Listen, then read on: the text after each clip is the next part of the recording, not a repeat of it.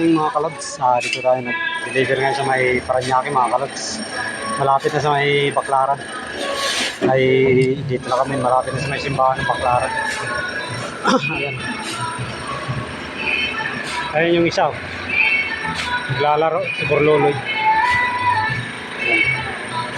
Sinabali yung pala niya. Kaya tinatali niya ng guma.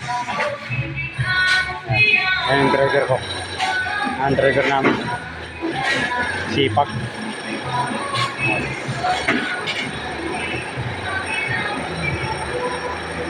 Ayan, yung pala tandaan namin pag deliver ulit dito yung building na ginagawa na yan.